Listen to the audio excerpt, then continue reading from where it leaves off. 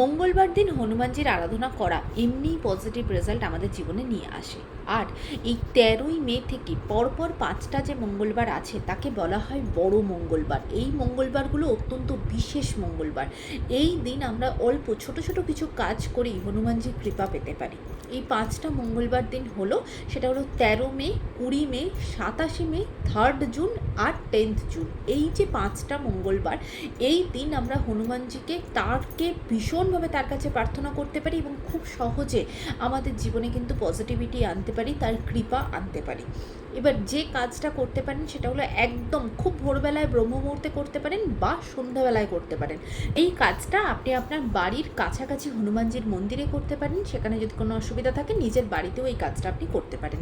এবার যে কাজটা করতে হবে সেটা সবার আগে বুঝে নিন। ৫টা মঙ্গলবারের জন্য আপনার একটা সমস্যা বা একটা মনস্কামনা যেন ফিক্স থাকে, সেটা কিন্তু চেঞ্জ করা যাবে না।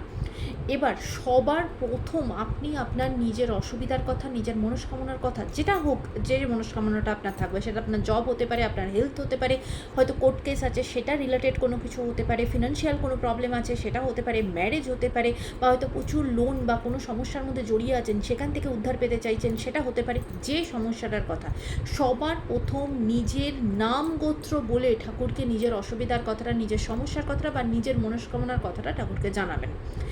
এরপর সবার আগে যেটা, সীতারামকে বা রাম সীতাকে স্মরণ করবেন, কারণ হনুমানজির কোনো কাজই স্বয়ং শ্রীরামকে, স্বয়ং রাম সীতাকে স্মরণ না করলে সেটা সম্ভব নয়। তাই রাম সীতাকে স্মরণ করবেন, তারপর টানা ৭ বার হনুমান চালিসাটা পড়বেন।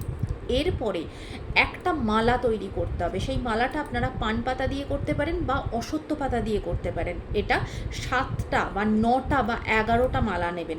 লাল রঙের মৌলি ধাগা দিয়ে মালাটাকে তৈরি করবেন এবং ওই পাতাগুলোর ভেতরে মেটে সিঁদুর দিয়ে জয় শ্রীরাম বা রাম বা সীতারাম এই লেখাটা আপনারা লিখবেন। লেখা শেষ হলে খুব প্রাণ থেকে মন ভরে নিজের অসুবিধার কথা বা নিজের সমস্যাটার কথা বা নিজের প্রার্থনাটার কথা, নিজের মনস্কামনার কথাটা ঠাকুরকে জানিয়ে ঠাকুর যেন সেখান থেকে আপনাকে উদ্ধার করেন, সেই প্রার্থনাটা করিয়ে ঠাকুরকে অর্পণ করবেন।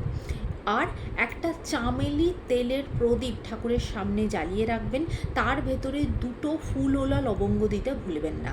এই কাজটা এই 5টা মঙ্গলবার টানা করুন, নিজের পার্টিকুলার একটা অসুবিধার কথা বা একটা মনস্কামনার কথা জানিয়ে এই কাজটা করে দেখুন, প্রচণ্ড পজিটিভ রেজাল্ট পাবেন। এবং এই 5টা মঙ্গলবার হনুমানজিকে স্মরণ করতে, রাম নাম করতে, হনুমানজির কোনো রকম কোনো মন্ত্র উচ্চারণ করাটা খুব ভালো। এই 5